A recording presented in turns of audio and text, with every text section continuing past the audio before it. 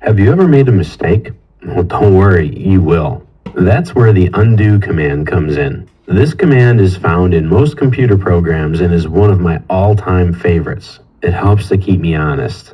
There are several ways to use the undo command in AutoCAD. You can simply type in undo, or you can type in the letter U. You can also use the Windows shortcut key of Control-Z.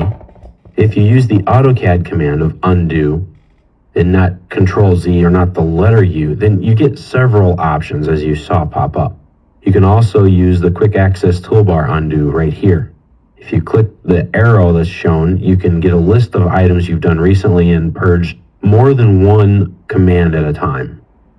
If you type in the word undo, you can type in the number of commands or operations that you want to undo. So if you want to undo the last one, just press 1 or enter because it defaults to 1. Or you can undo the last 5, press enter, and it will undo the last 5 things. Now note undo has no effect on some commands and system variables, including those that like open or close or save a file in a drawing, some that display information like the properties palette, or some things that change your graphics display, or regenerate the drawing, or something that exports the drawing into a different format. You can't undo those. You can mark in time places of reference for the undo command, but that's getting rather complicated right now, and to be honest, in the almost 20 years that I've been doing this, I have never had a need to do that. So you can, let's say, okay, I'm going to work on a concept design. I want to mark this place in time. So you would type in the word undo, and you would click mark. And so now AutoCAD knows this point, everything I do from here on is set. So I can do some things. Let's say, copy, move, and maybe I'll draw a line. Now if I type in undo, I can go back, and this will bring me back to my mark. So that's kind of cool that you can go all the way back to the very beginning.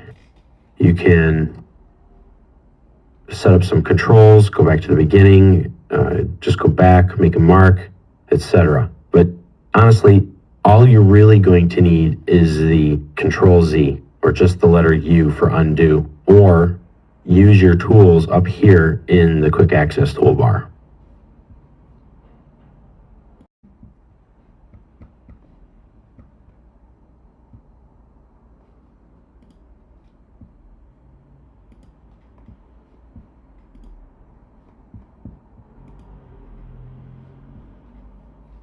AutoCAD has many tools available in it to ensure that we draw as precisely as we possibly want to.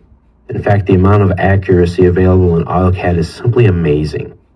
One of the most common and most important accuracy tools in AutoCAD is the O-Snap feature. We've talked about O-Snaps in the past and we've briefly gone over them, but now is the time in which I want to go over them and dig deep into them. O-Snap is short for Object Snap, and there are many ways to gain access to them.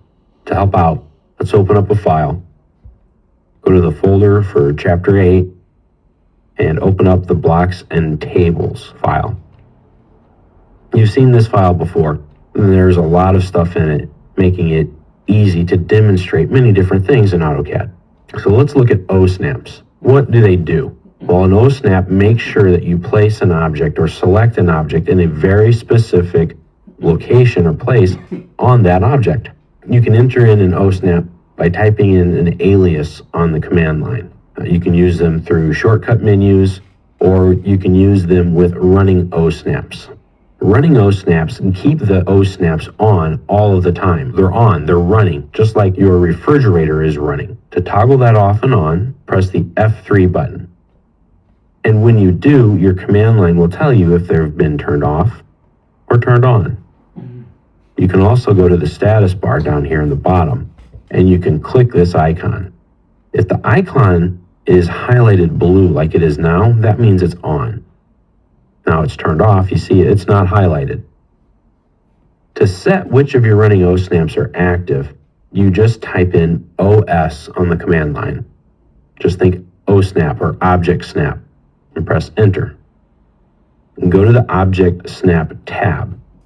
Here you have a lot of controls over a lot of different drafting tools, but we want to go to the Object Snap.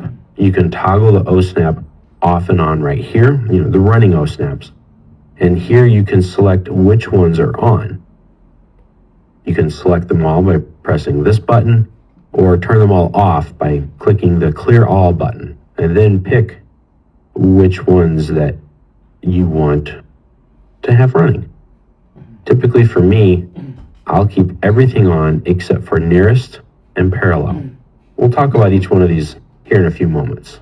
Most of them are self-explanatory, and you'd be able to figure them out all on your own anyway, I'm sure. But let's go ahead and look at them. If you put your mouse over them, the cursor, it will tell you what it does. The endpoint snaps to the closest endpoint or corner of an object, such as an arc line, multi-line, polyline, segment, spline, region, 3D object, etc. If it's a line or an arc, a polyline, or any object that has an end to it, or a corner, that's an endpoint. Now, you see the name here, and the middle part is the checkbox. That turns it on, that turns it off. So if it has a check in it, it's on. If it doesn't, it's off. Now, this picture on the left of each one is its glyph.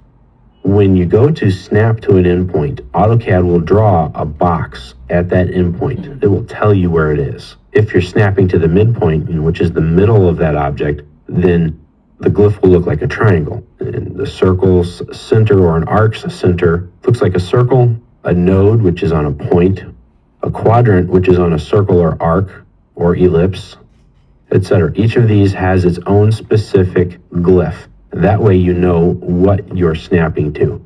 So if I'm going to draw a line to the endpoint of this arc, that green box right above my crosshairs is where it's going to go to. That's my endpoint. And if your pop-ups are on, it will also tell you endpoint, so you know.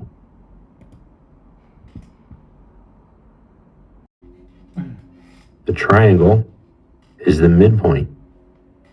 And right here is the center of that arc. Now, the center of an arc can be difficult to get to. Center of a circle is not so difficult because they're typically real close to it. But what you have to do is hover over that circle or arc first, and you'll see that little plus sign come up. That tells you where the center is. Then you go to it before it disappears, and it will select the center of that object. And there you go. I drew a line from the center of that circle. So we have an endpoint, we have a midpoint, which is the middle of an object, and that object has to have endpoints to it. So you can't go to the midpoint of a circle because, well, this circle has no beginning, it has no end, so it can't have a middle. This arc, though, does. It has a beginning and an end point, so it can have a middle point. The center is for a circle, an arc, or an ellipse. Puts you right in the center of that. A node snaps to a point object or to specific areas on a dimension, and those are called dimension points. And those dimension points are your point A and point B of the length that you're measuring. And the quadrant will go to, well, the quadrant point of a circle and an arc, or even an ellipse. The quadrant point is all the way up on the circle, all the way down, left and right, as you can kind of see on these plus signs or these lines here on this symbol here showing a light. Now, an intersection are just where two, objects align. An arc, a circle, anything, wherever they cross each other. An extension, which is kind of cool, it makes a temporary extension. It takes the object like a line or an arc, and even though the line ends, it will continue on about that pathway until you could go and get to another point. So that helps a lot. The insertion point is for a block. So when you insert a block, and we'll talk about blocks later on, but this circle with the lines on it that represents a light fixture is a block. A block is just a series of lines, circles, text, different objects together that make up one object. You can edit that in the block editor. You know, create some, you can copy them, delete them, move them, rotate them, etc. But it has, as every block does, an insertion point. So when you insert that block, that's the base point for the block. And that's what this insertion snap point is. Now the perpendicular will do just that. It will draw a line perpendicular to the selected object.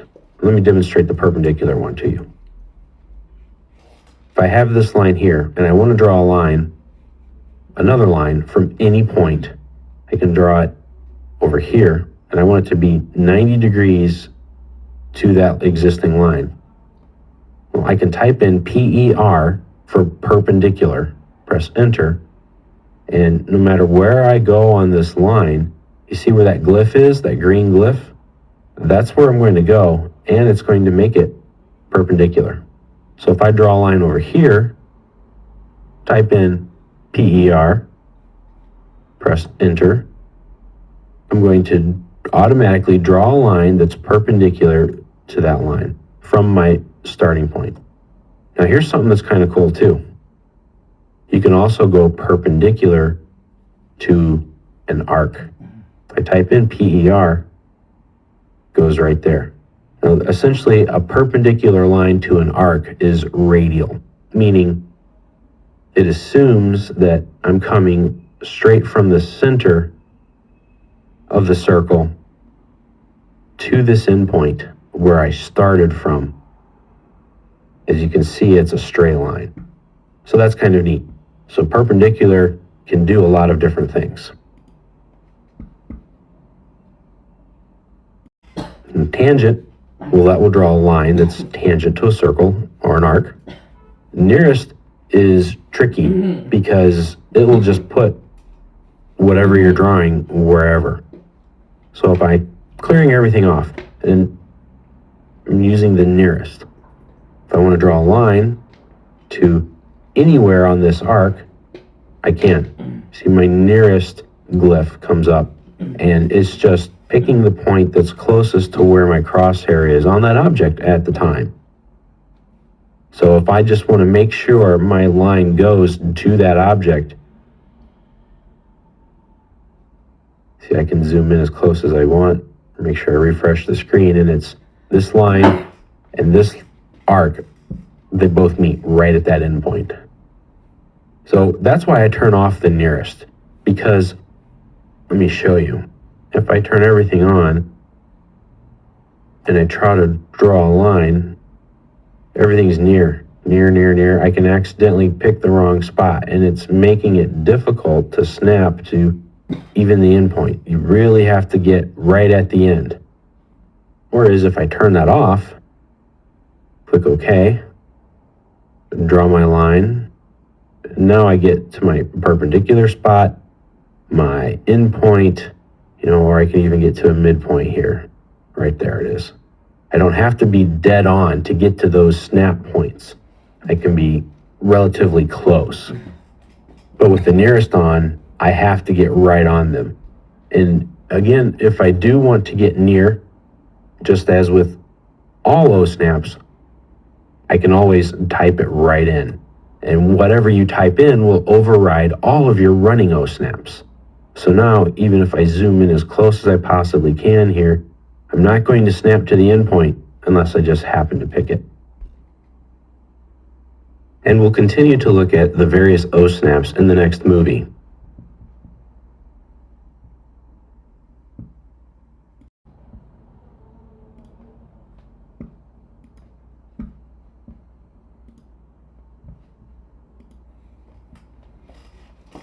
And now, continuing our look at the various O snaps, we have apparent intersection. Apparent intersection is really cool, and I like this one a lot. It will snap to what would be an intersection point if the two objects continued on and actually intersected each other. So if I click OK, and I draw a line here, this line and this line do not intersect because this one stops. But if it did, it would continue on and intersect somewhere around here. So I can draw another line from anywhere, and let's say I want to intersect it I just kind of hover over this line and hover over this line. And now you can see it extends it, finds the intersection, and clicks on there. So that can be very useful. Otherwise, I would have to extend this line, draw my line, and then trim it back to wherever I was before. And since I didn't mark where I was before, I don't really know where I was before. So you have several steps that you have to take to be able to find that intersection that, well, I no longer have to take with that running OSNAP turned on. Now, it can be very tricky to get it to show up. But let me show you again. Start a line. Now, I've got to kind of pick the line. Pick it and hold it. I mean, not selecting with my mouse, just hovering over it so that the OSNAP glyph comes up. Then go to my next object. I kind of got to grab them both. And now I can get to it. It works best if you pick your first point first, and then you pick the line that can be extended or that would be extended with it, in the case here. And there you go. And if you can't get the hang of it, you can't seem to get it to work, it is tricky. It is difficult. And I've been doing this for a long time, so I've had a lot of practice at it. Now, so don't worry if you don't get it. If you don't, just draw some construction lines in there and have at it. Now, parallel, I usually keep off because it can make things difficult to draw sometimes. So if I start a line, you can see the glyph as I'm trying to pick on here. It does a lot of things to me like the nearest did. It keeps wanting to make something parallel. And a lot of times it's hard to get it to work correctly. So that's why I typically keep it turned off. If I want a parallel line, I'll use the offset command.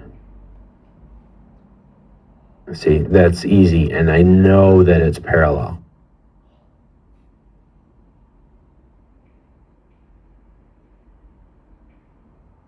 It's much easier to use the parallels OSNAP by typing it in, by locking that in. The running OSNAPs aren't locked in.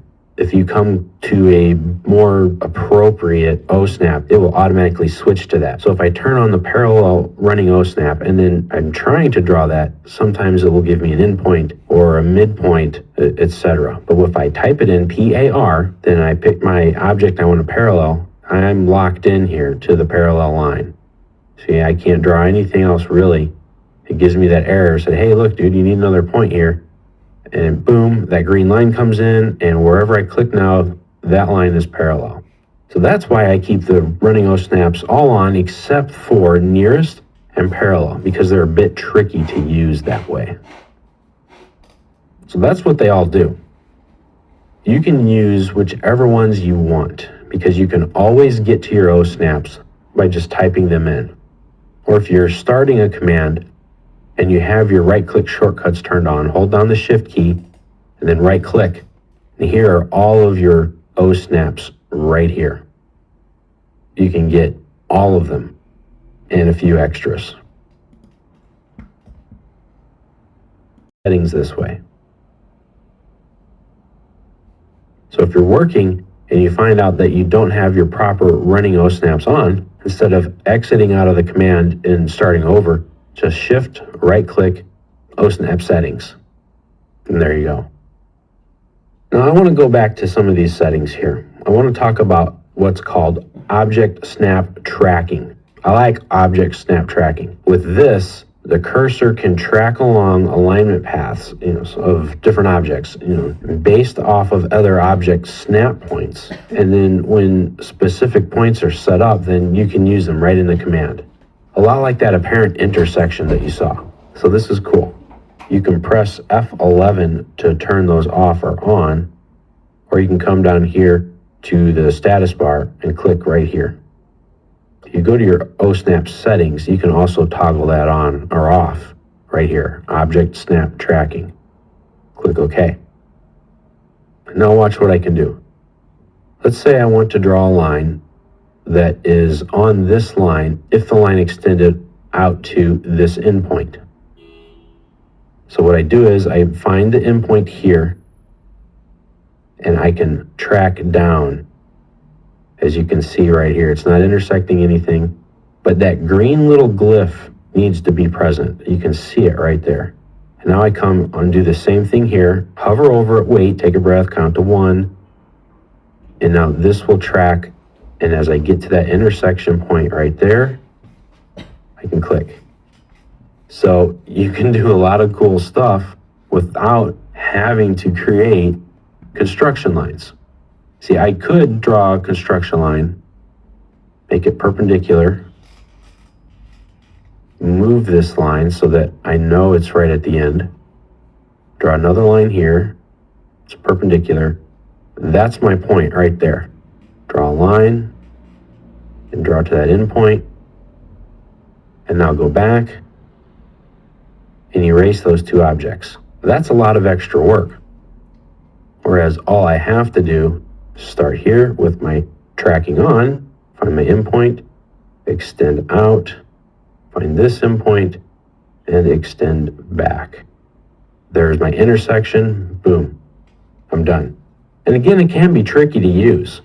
You have to follow something exactly. You have to follow the path. You can't really be shaky as you go about. You can see that things are going to move and it's going to pick up other trackable points. But I can do that with any snap point. Here's a perpendicular line. I can move it and see it's tracking up or even perpendicular, or this intersection point. I can do a lot of different things, and just the slightest bit of movement can take it off of that pathway. So you have to be careful. And the trick is to find a snap, wait a second, let it get a hold of it, make sure that little green plus sign is there, find another snap point. So you can see I'm already extending it because it's finding out something real close, and then boom, I just drew a line to that intersection point. So these things can really help you out. They can be a bit tricky to use, but they can be very useful because they can save you some time in having to create construction lines to do your drafting work and then erasing those construction lines. Now there's another tracking feature that I want to show you, and that's called polar tracking. This feature allows you to snap to specific angles when you're drawing. Just press F10 to toggle the polar tracking off or on, or come down here to the status bar. Click the button. Now if you type in OS, that will get you to your drafting settings again, and you can go to the polar tracking option right here. You can turn it off, turn it on. You can add angles or set up to specific increments of angles. So if I want to snap to every 90 degrees, I can. That's kind of cool because then you can draw orthogonally without turning your ortho command off and on. It's up to you. Half, etc. Let's pick 15. Click OK. So now when I draw a line, every 15 degrees, I'm going to get that green line. And I'm going to be able to track across that green line. So here's 0, 15, 30, 45, etc.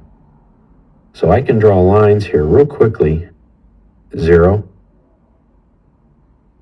60, 135, 165, 75. You get the idea. So that's kind of cool. So if you're trying to draw an isometric view or like a PNID drawing, you can use the polar tracking to draw at those angles very quickly without having to type in that information. This is a time-saving tool. And if the angle that you want to use is not in here, just click on the new, and let's say it's an angle, even a weird angle of 3.14. Press enter. And now that's added into it. So what's cool here is that I'm going to draw a line at 3.14 degrees, every 3.14 degrees, and still at every 15 degrees, because I have that turned on. So you can delete it or add to it. Or if I want to go every 45 degrees, let's turn on additional, let's say 20 degrees. Click OK. So I'll be able to draw a line at 20 degrees, at 45 degrees, etc. So when you're drawing and you want to draw accurately, you can use your O-snaps. You can always have your running O-snaps on and they're quickly toggled off. You can use your object snap tracking to help you get or to help you access those snaps even more so and to eliminate construction lines. And you can also use your polar tracking to help you draw at specific angles, but not be locked into those angles.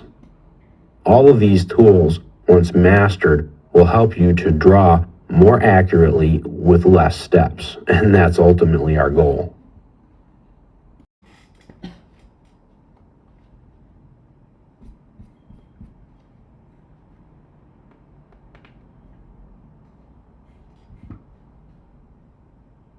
And it might be one of the most commonly used features in AutoCAD to aid someone in drafting. I'm talking about the ortho feature. Ortho makes sure that you draw something or move something orthogonally or set at a 90-degree angle. To toggle it on or off, press the F8 key or click right down here on the status bar.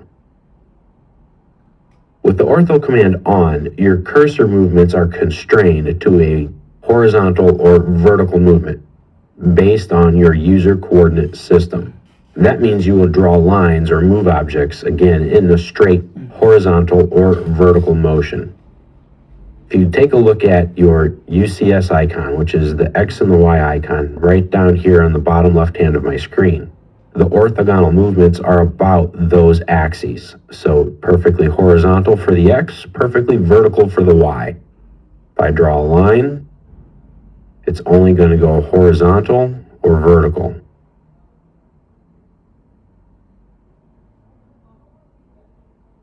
And that's it. I can't draw a line at a 45-degree angle unless I type it in.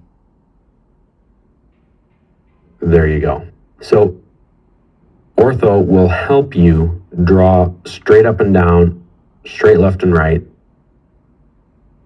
or it will help you to only move in those directions. So I can only copy this circle or move this circle horizontally left, right, or vertically up and down. See, wherever I put my mouse, those are the only options I have. Now, if I rotate the UCS, see, I can't rotate them in any other way right now unless I turn off the ortho. Now I can rotate them. And they match my crosshairs, so that's another way to know. If I turn it back on and I draw lines, it follows my X and Y axes. So it will follow those orthogonal projections of the X and the Y axis. Now what I'm about to show you, you can't do in AutoCAD LT because it doesn't have 3D functionality. But if I rotate my axes here, or my view, and I turn on ortho, I can also draw in the Z-axis. So you have X, Y, and Z. That's the only way you're going to draw. That's what ortho does for you. One of the keys to working with AutoCAD is efficient editing techniques. One way to quickly modify an object is through grips and grip editing. You can drag grips to perform any stretch, move, rotate, scale, mirror, or various other different types of operations. Grips are small, solid-filled squares colored blue that are displayed at strategic points on an object that you've selected. So if I select this arc, these blue squares are its grips. When grips are turned on, you can select the objects that you want to manipulate before entering a command. So meaning you don't start a command, then turn on grips. You just turn on the grips by selecting the objects. Very simple. Once selected, you can use the grips to manipulate the objects with your cursor very easily. So to use a grip, you just find one, pick it, and then you can move things around. I'm going to turn off the ortho command so we can see things a little bit better. See, as I move this around, I'm stretching this endpoint. So it does the exact same thing as a stretch command. As you can see, these two grips, which are based on the endpoint and midpoint of this arc, stay where they're at. Nothing else has changed. The only other thing that is changing, though, is the center of my arc. You can see how my radius is changing, and AutoCAD's telling me what's being changed on it. I just pick a new point, and there we go. Now, the midpoint will allow me to move it by keeping the endpoints. This endpoint's the same as the other one, and the center grip just means I can move the object. Now you can see here, when I hover over this grip, I don't pick it, I get two options, stretch and radius. Well, the stretch is that moving thing that I did before, and radius allows me to change the radius based on the midpoint and the center point. Those will be held, so our endpoints are going to move. So I can just type in the new radius of whatever I want it to be. Say 6 feet. And that's basically how grips work. Different grip types, meaning a midpoint, center, endpoint, will have different extra functions. And that is going to vary depending on the type of object. So like the endpoint of an arc, and the line will be the same way, will allow me to stretch it, and it moves that endpoint around, or lengthen it. So I'm lengthening this arc, and I can type in the number of degrees it's going to go to, or I can just pick a point, and there it goes. A line's grips are very similar to an arc's. The midpoint allows me to use the stretch command for the whole object, or I can stretch the endpoint or lengthen the line. That's a great way to quickly make a line longer or shorter, or to even move it. And I don't need any commands to do that. Just select your objects, and you can pick more than one, though the only thing changed is going to be the grip that you're selecting. But what you can do is hot grip something. So if I select the line and the arc, and I hold down the shift key, and I pick multiple grips, the relationship between those hot grips, that's what these are called, hot grips, they turn red, like red hot. This relationship of these 3 points, the way they relate to geometrically, will not change. So now I can pick any of these, and it's like using the stretch command,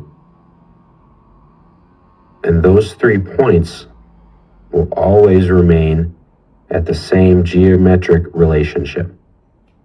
So I can hot grip this endpoint and this midpoint, and now those 2 points stay the same, but the endpoints on my arc and the other endpoint of the line will move. Let's take a look at some other types of grips. If we have a circle, there are no endpoints involved in this, like with the line and arc, but it does have grips that you can use.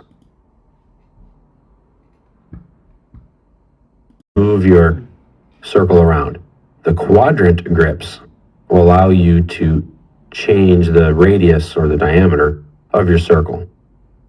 So you can just type in what you want it to be. So right now, it's at about 5 feet. So now we can change it by typing in 3 feet. And now it's 3 feet. Now, most of the grips, like they're on the endpoints, are stretch. It's just like a stretch command. You pick it and you move it somewhere else. For example, if I use the stretch command, select the end of that line, see, it's the same thing. How much easier is that? 3 clicks. That's why grips are efficient, and that's why they help you do the exact same thing, but in a quicker and better way. And you can also move with grips. As you saw earlier, a lot of those are the midpoint or the centers.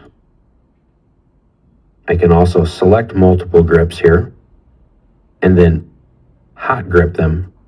And now I'm moving these 2 items together, but you also have to keep in account of what those grips do. So in this case, I'm changing the radius and the line at the same time. Now there are some other things that you can do with grips. So if I select an object, hot grip it, press the space bar, I can do a couple of different things. I can use the move, press the space bar again. Now I can rotate, space bar again, and it's a scale option. Space bar again, I can mirror the item, and spacebar again is a stretch. So let me show you that one more time. If I draw a polyline, and it's an odd shape, press enter, I select it, and I grip something. It defaults to the stretch command, but if I press the spacebar, now it turns into a move command. And you can tell that by looking at your command line. See, it starts off with stretch and then goes to move. And you have different options. You can copy it on a move, which is a great way to use the copy command without ever using the copy command. Press spacebar again, and it kind of takes you out. You have to pick your item again. So press spacebar, it's in the move. Press it again, now it's a rotate. So it rotates the entire object based on the grip point that you selected. Now you can just pick your point, or you can type in the angles that you want it to rotate to. Pick your grip again. Press the space bar until I get scale. Now, as I move my mouse back and forth, it measures the distance in units from the selected base point to where my crosshairs are. Now I'm at 5 feet 6 inches away, so that's 66 units. So I'm scaling this object by 66 units. Now I can move my mouse around, or I can just say 2 and make it twice as big.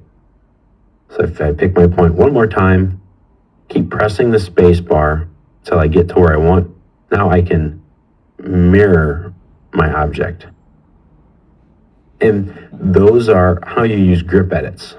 So you're going to find different grip edits for different types of objects, like the line. When you do, hover over the grip and you'll get this other box that will show you some extra features you can use. Or you can just pick it and start stretching. That's the default functionality. Remember, press the space bar, and that will toggle you through the list of options that you have available to you when you grip edit in grip edit mode on your object.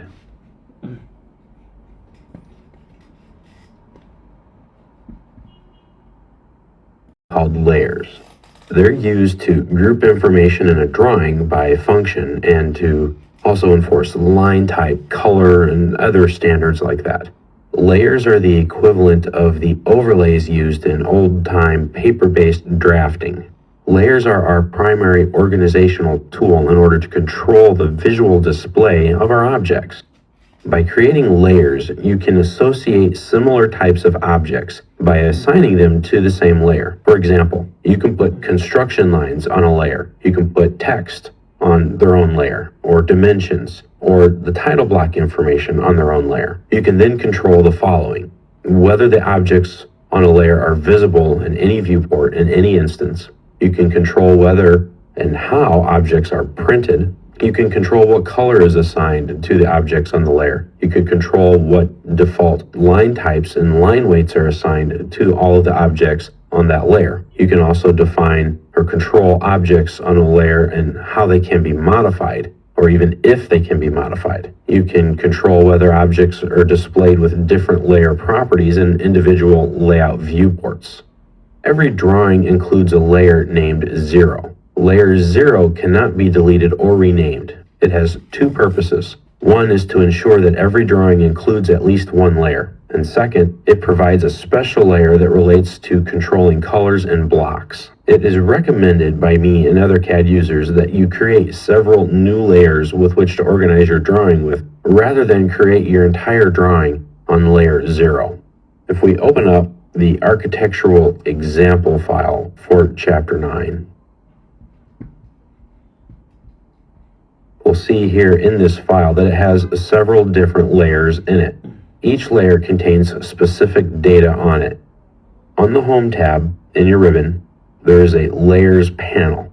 There are a lot of buttons here. That's because layers have a lot of different settings. The more settings that something has in AutoCAD, the more important it is. Two good examples of that are layers and dimensions. These are two very important critical points to make sure you understand how to properly use and apply them in your drawings, because they will control everything, especially the layers. So we have here in this pull down the current layer. That means whatever I draw will be on this layer. If you look in your properties palette, it will tell you the current layer. You can change your current layer by clicking here in the properties panel. On the arrow, it will pull down a list that you can scroll through if long enough, showing you what layers are available. Now, in this one, we have layer 0, which is found in all drawings, def points, which is also an AutoCAD-based and generated layer. That has to work with dimensions. We'll talk about it a little bit later. Now, these layers here, doors, viewport, wall, windows, these were all created by me when I made the file. All of the doors are on the door layer. The viewport layer, which we'll talk about later on, has all the viewports on it. That's something we'll use in Paperspace when we go to demonstrate and show and display how we use the layers. Now, there's also a wall layer and a windows layer. This is a very short list, to be quite honest. Most drawings, well, there is no most drawings. Many drawings will have so many different layers in it, it could astound you. Where I'm currently employed at full time, our template file has over 2,500 layers in it. It's absurd the amount of layers. So that's why you have to understand how to use layers, when to use them and when not to. All of these buttons on here will do something that you're going to want to need to know how to do. We're going to go over the majority of them. Some of them you'll hardly ever touch, while others you'll use constantly. This pull down for the layers works very similarly to the one in the properties panel. Wall is a current layer. To switch to a different layer, pick it. And you can see here in the properties palette that we have, it gives you your current layer. That color. Now if I switch current layers to the wall layer, it's going to be this dark brownish maroon color. So you control the visual display of your objects through layers. Now I can control these objects by themselves, but I'm using the by layer functionality. We'll talk more about it later, but I can override this and make it red if I want to. But if I change the layer settings to a different color like blue, this will stay red, but everything else on that layer will turn blue. Use by layer all the time. There are rare exceptions when it's appropriate and are acceptable to use the layer settings, but stay away from it. Let's go through some of these buttons. This is the Layer Properties button. You click it to open up the Layer Properties Manager. Now the Layer Properties Manager is a palette. So you can dock it, you can stretch it, you can hide it, you can do anything you want to it that you can do to a regular palette. You can dock it in up high, you can move it down low. You can pick anywhere on these and kind of move the columns around. You can stretch it out. And you can see here that there is a lot of information about your layers. If you're getting overwhelmed or frightened by all the buttons, it's okay. We're going to go through all of these things throughout the next series of sections. But to close the palette, you just click on the X. This button here will make an objects layer current. So if I select this door, up here, this isn't current, but it's telling you that's what layer it's on. If I click here, this will make this object's layer current.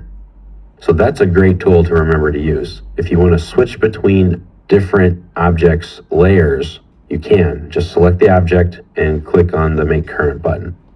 That's one way to switch, and it's one way, hey, I need to draw a door.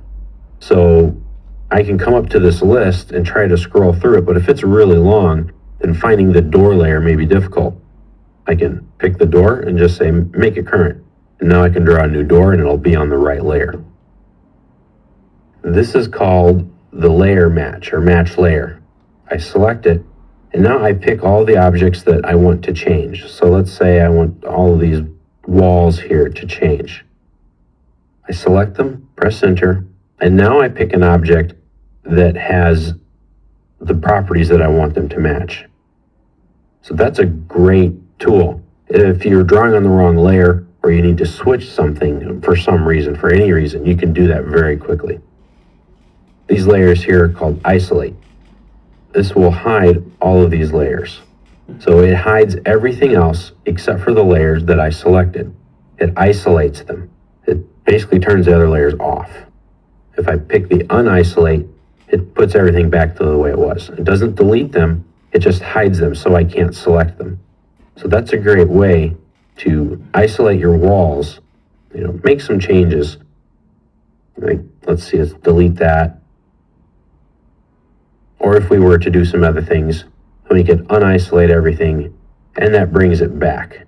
So we can edit on a specific type of object, like just the walls, or just the doors, or just the windows, without having the other items get in your way and keeping them safe.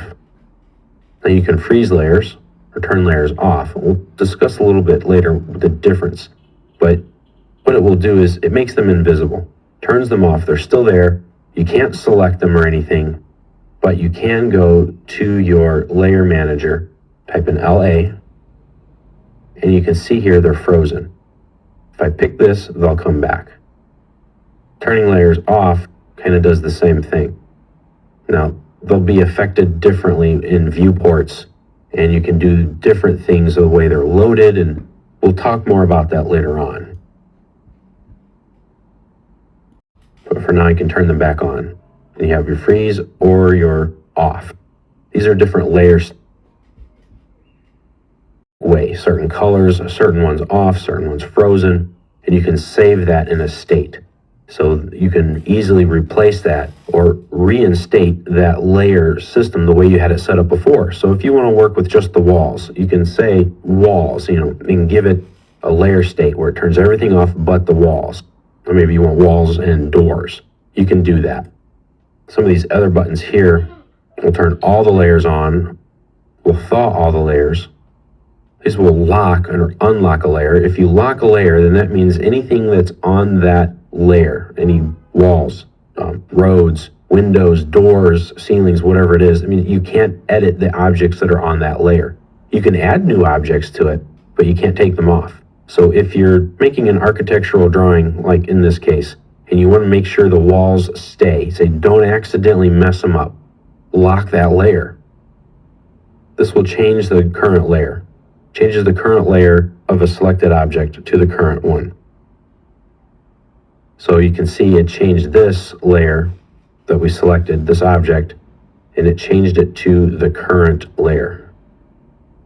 That's another way to change your object's layer types. Then we have a copy objects to a new layer. So you can copy your object and it will put it on another layer than what it's on. The layer walk.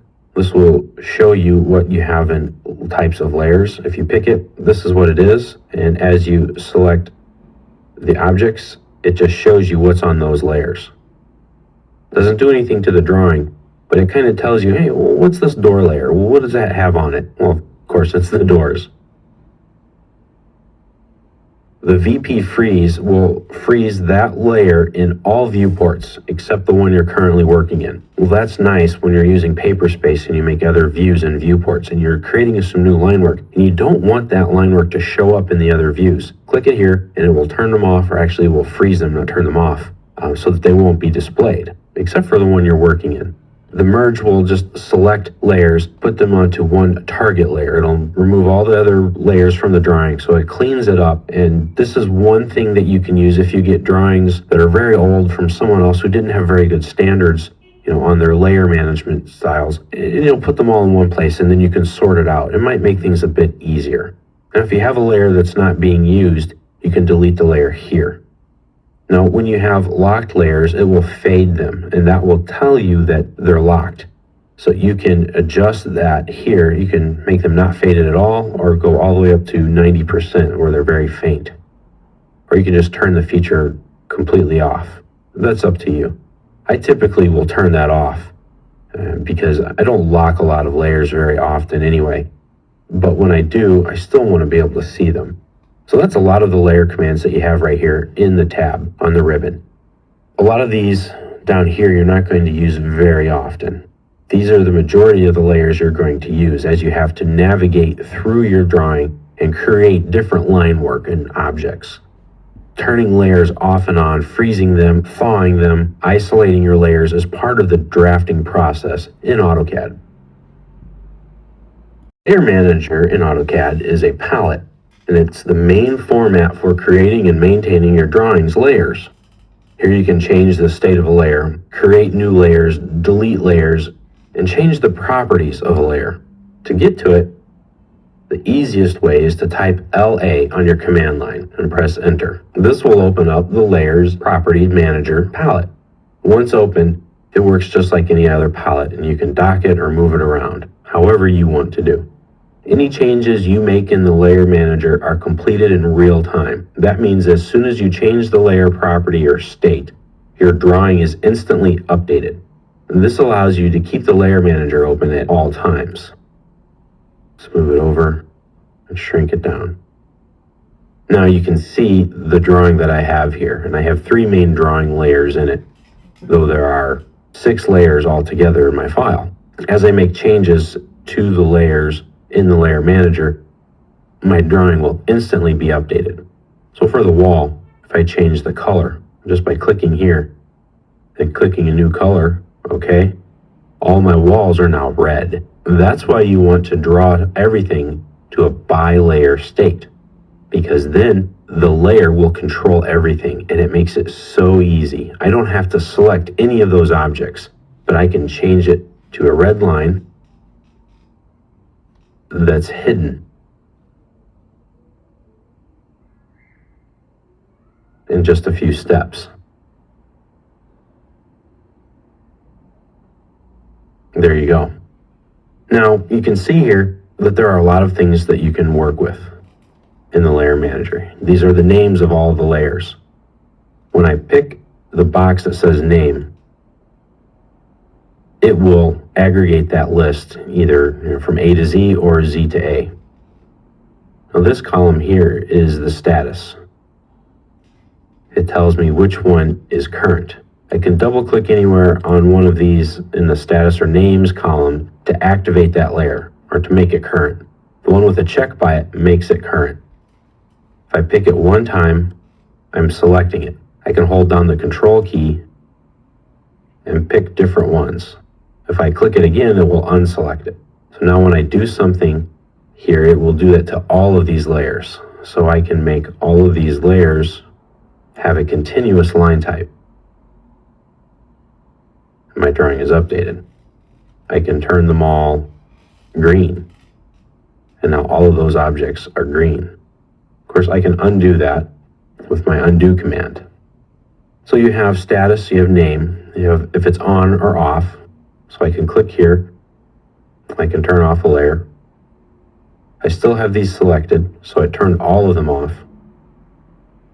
But if I pick in one spot now, it'll just affect only that one. I can freeze the layer. I can lock it. And you can see it sort of fades it back. And when you move over that object, it kind of puts that little padlock looking icon. I can't even select the object so much. I mean, I can, but I can't delete it. It won't let me. I can't change it. I can't do anything to it. So when you get line work that you need to have set, locked in, then we'll lock it down. And you can sort any of these columns by their specific type or function just by clicking on it in ascending or descending order. I can sort by color, I can sort by line type, line weight, etc. So color is pretty straightforward as well. I just pick in the box here or anywhere on there, and it brings up my select color window. There are a lot of colors here. There are 255 specific or standard colors that I can pick from. Most of them that you're going to use are right here. Colors 1 through 9. 7 is the color white, and that goes back and forth between white and black. That depends. Green color is black, so it makes it white. Now, if my background was white, it would be black. So that's just a relative color. But when you print to this color, it will always be black. That's the color ink that would be used. Now, in this case, you have color 250, which is a faded color. It's just a little bit less than 100% of black. And down even more, all the way down to and almost not even there. So if you want to draw something that's kind of not there, you would use 255. So these are the most common colors that you're going to use right here. Now, you can pick any one of these other colors to make it current, and they have a specific number. It's like this is number 79. This form of yellow or shade of yellow is number 50. So I can type in any of the numbers in this box. If I want it to be the standard red, I can just type in the number 1. Click OK, and it's still red. Line types are a little bit different. I just click on it. Whatever's loaded into my file, I can use. Just select it, click OK, and it changes that line type to that line type. Double click on it to open this up. If I don't have the line that I want here, I can click load, and here are all the standard AutoCAD line types. You have a bit of a preview and description for that line type, and then the name right here. This is the source file. You can customize line types. We're not going to get into that now, and I recommend that you stick with the standard line types as much as possible. Otherwise, anytime you send a file to somebody, you also have to send them that customized line type file. Otherwise, their lines won't work. So you can have dots, you can have dashes, you can have phantom lines. Some of them even have a little bit of text into them. This will say gas. This will say HW for hot water, etc. The majority of the lines you're going to use are going to be continuous, hidden, dashed, phantom, etc. Now, line weight controls the thickness of the line in millimeters when you go and print your drawing. You can set it to default, which is just a thin standard, or you can set it down to the thinnest line, which measures at 0 millimeters, or the thickest setting, which is 2.11 millimeters. So these get pretty thick. The majority of the time, you're going to be around 0.15 millimeters up to about 1 millimeter. Really thick lines will be 2 millimeters. Now, there's a setting called transparency in AutoCAD. It works just like color, line type, line weight, but it makes an object transparent or translucent. That means you can see through it. So you just click it here. You have different numbers in increments of 10 all the way up to 90%. Now, these are percentage or degrees of transparency. So a setting of 0 means it is 0 transparency. It has no transparency whatsoever. It's completely solid. The 90 means 90% of that object is transparent. So you can only see 10% of it. So the higher the number, the less of it you're going to see. And that you can control by layer.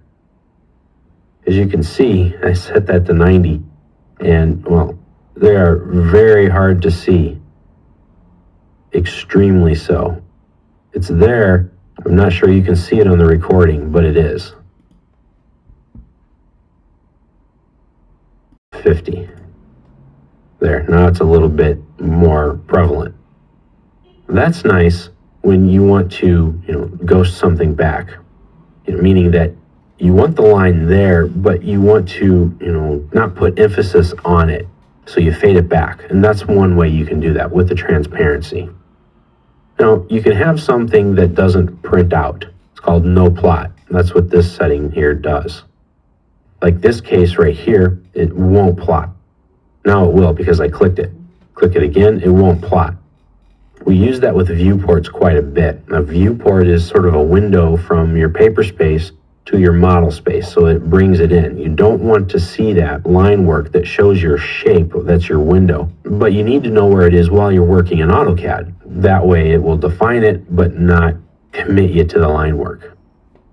This last section here will be a new viewport freeze. That means if you select this, whenever someone creates a new viewport, which we'll talk about in another section, the viewport will have that layer frozen. So if you're working on something specific on a small area of your drawings for the whole project that you don't want other people to necessarily include, this is great for revision work. So let's say you've done your project, you've submitted it in, and now you're coming back with a change, and you don't want it to show up in your other drawings by accident.